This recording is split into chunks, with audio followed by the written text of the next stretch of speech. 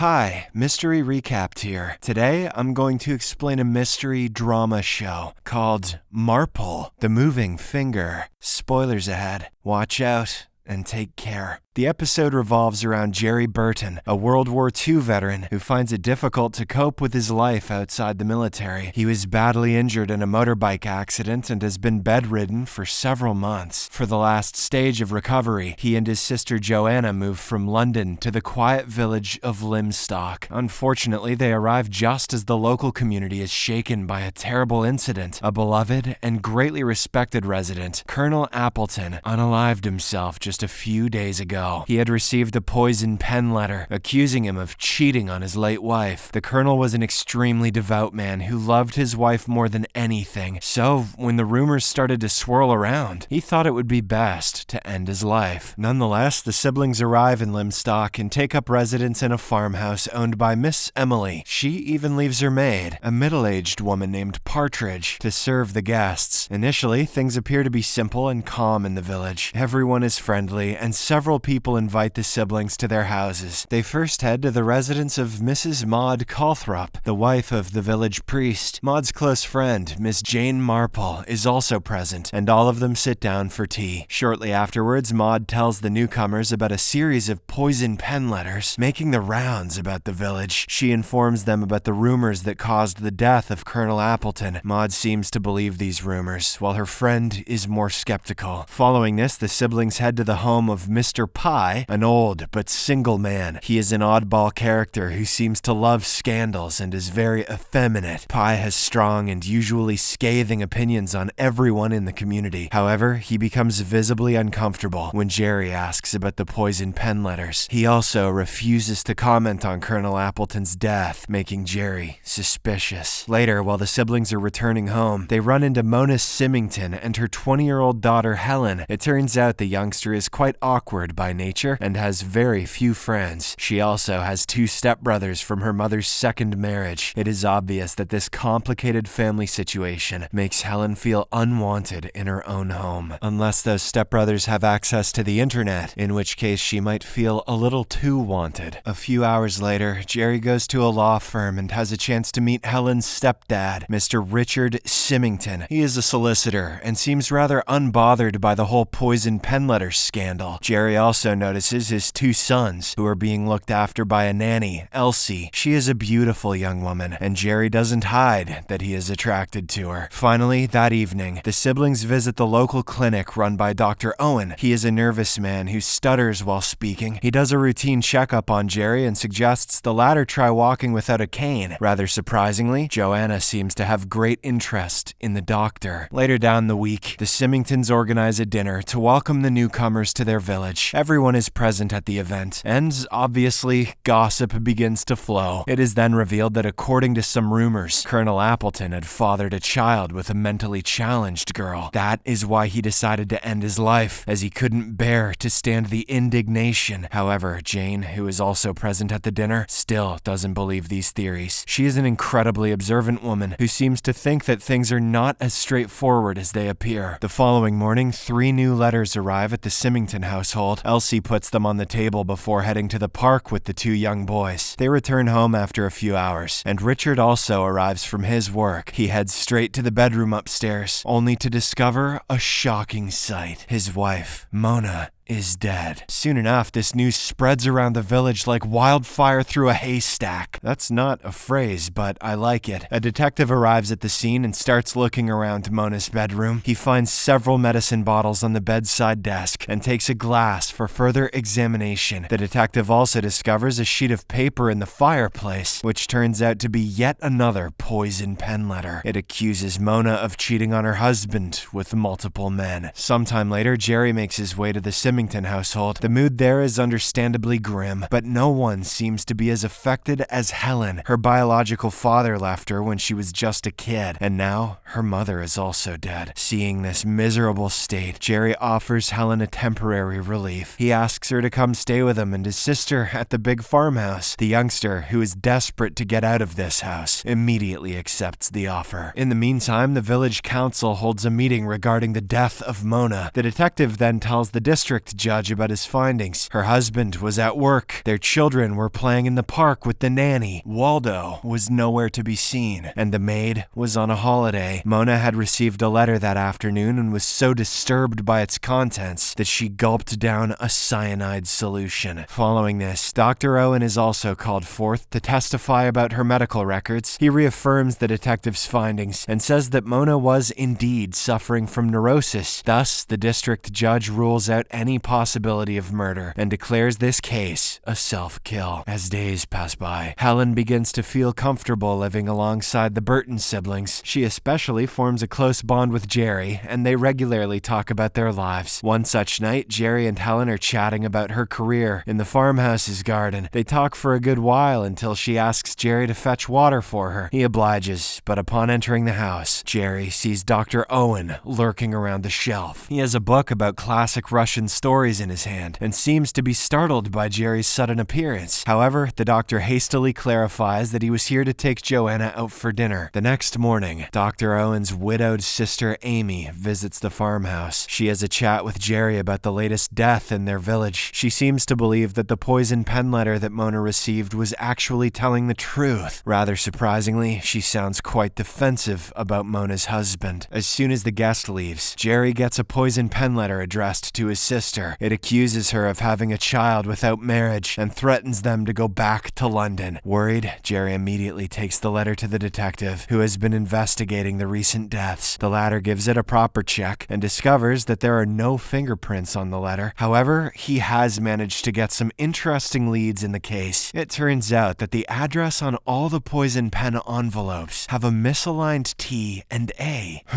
Tits and ass, murmurs the detective to himself. This would mean that these were printed by a Wilson typewriter, which has these exact flaws. And there is only one such typewriter in the whole village. It was gifted by the Symington family to the Women's Community Center. The detective concludes that the letter writer is a middle-aged woman who regularly visits the center. The following afternoon, Jerry is strolling around in the garden when the farmhouse's caretaker, Partridge, interrupts him. She wants to take a day off, as she had earlier received a call from Agnes, the maid who works for the Symingtons. Agnes seems to be distraught and wants to meet Partridge as soon as possible. Thus, Jerry gives the old caretaker a day off and continues his stroll. However, that evening, Partridge returns to work as usual. Jerry asks about her meeting, but she reveals that Agnes never showed up. Just then, Jerry receives a devastating phone call. Turns out, Agnes's dead body has been discovered in the understairs cupboard at the Symington house. The next morning, Jerry, Jane, and the detective discuss the mystery surrounding the latest death. It is revealed that the maid had gone out to meet her boyfriend on the day that Mona Symington had died. However, she had returned quite quickly after having a quarrel with him. Agnes must have seen the person who slipped the poison pen letter that ultimately led to Mona's death. That is why the mystery writer had to kill her off, so that the secret wouldn't be revealed. Later that week, the funeral service for Mona is held at the local church. Jerry sits right in front of Dr. Owen's sister Amy, who begins to say some nasty things about Elsie. According to her, the nanny wants to seduce Richard Symington and eventually marry him. She is not the only one who seems to believe these rumors. Later, during the burial ritual, an argument breaks out between the nanny and Richard. The latter appears to be blaming Elsie for his wife's death. After the service is concluded, Jerry returns to the farmhouse and meets up with his sister. It turns out that Joanna and Dr. Owen have been seeing each other frequently nowadays. In fact, the doctor has even given her a rather nerdy gift, a photo of an overgrown spleen. "You remembered that I have a thing for these." Jerry goes to put the photo in one of the books from the shelf when he notices something strange. He randomly picks out the book about classic Russian stories. This is the same one that Dr. Owen was holding a few weeks ago. More surprisingly, several pages from the book have been torn out. The font on this book matches the font used by the mysterious writer of the poison pen letters. This revelation lights some bulbs in Jerry's head, and he now begins to suspect Dr. Owen. As the days begin to pass, Jerry starts to get more and more involved in this whole affair. He returns home one evening and finds a note written by his sister on the living room desk. Apparently, she has gone out to the market, but has been expecting a call from Dr. Owen. The note instructs Jerry to answer all calls for her. However, the whole situation worries him, as he doesn't think the doctor has good intentions. This causes Jerry so much stress that he starts drinking. after being sober for many months. A few days later, some of the villagers gather at Mr. Pye's home for a formal evening ceremony. Everything seems to be going normally until the farmhouse's owner, Miss Emily, comes forward to make an announcement. She seems visibly emotional and addresses the recent murders in their community. It was her shelf where the book with torn pages was found, so naturally, rumors have been going around that Emily was behind all these nasty letters. The old woman sobs in front of everyone and vehemently denies these accusations. As if this wasn't enough, Mr. Pye reveals that he had also got a letter a few weeks ago. It isn't a poison pen letter, but a heartfelt note left by Colonel Appleton before his death. According to the letter, Appleton was a closeted homosexual and had an out-of-town male lover. Appleton encouraged Mr. Pye to accept his sexuality and not end up like him, regretful and lonely. This revelation shocks the gathered villagers, and several of them are even disgusted. Nobody knows what is true or what is false anymore, and everything seems so murky, especially for Mr. Pye, who didn't know he was gay. Elsewhere, at the village's women's center, the detective has set up a trap for the mysterious writer. He had earlier discovered that the address on these nasty letters were being typed through a Wilson's typewriter. There is only one such machine in the entire village, and that is placed in the center's library. So, he is cautiously hiding and keeping out an eye, hoping that the mysterious writer comes out to use the typewriter. This gamble pays off, as late at night, someone does come to use it. The scene abruptly changes, and we see Jerry visiting Dr. Owen's office for his regular checkup. The doctor's sister Amy is also present at the office, and all of them begin to have a conversation. Suddenly, a few police officers, led by the detective, come charging into the office. It turns out that last night, at 1:30 a.m., the detective had seen Amy using the typewriter. She was typing an address on an envelope which was supposed to be sent to Elsie. In the aftermath of this revelation, everyone seems to have accepted that Amy is the true culprit. It is revealed that she always had romantic feelings for Richard Symington. This might be why she first pushed his wife out of the way by accusing her of adultery. Then, Amy was planning to eliminate the only other woman in Richard's life, the young nanny. While everyone is convinced by these evidences, Miss Jane Marple has her reservations. In fact, she is pretty sure Amy is not the one behind all the murders and letters. The old lady later meets up with Helen as well as Jerry and makes an elaborate plan to lure out the real culprit. That night, Helen goes to her stepfather Richard and drops a bombshell. She blackmails him, implying that she has proof about him tampering with her mother's medication. Richard doesn't outright admit to this, but writes Helen a check to keep her mouth shut. The latter happily accepts it and goes back to her bedroom. A few hours later, Richard mixes some sleeping tablets in a glass of water and puts it by Helen's bedside. The youngster, unaware of this treachery, drinks the water and quickly falls unconscious. Richard uses this opportunity to carry her downstairs and puts her head inside the house's gas oven. He's fully confident that he can get away with this murder, but unbeknownst to him, all of this was a trap set by Jane Marple to catch him red-handed. Seconds later, Jerry, along with the detective and local police, barge into the Symington household. They arrest Richard for trying to murder his stepdaughter and on suspicions of murdering his wife as well as the maid. After a successful investigation, more facts about this case begin to come out. Richard was in love with the young nanny Elsie. He wanted to remove his wife from the equation, which is why he came up with this whole plan of poison pen letters. Since he was a solicitor, he knew a few inside details of people's lives from their legal cases. Richard used this information to write all those nasty letters. In fact, he had written all those letters several months ago using his Wilson typewriter. He had then donated it to the Women's Center, making it difficult to trace the letters back to him.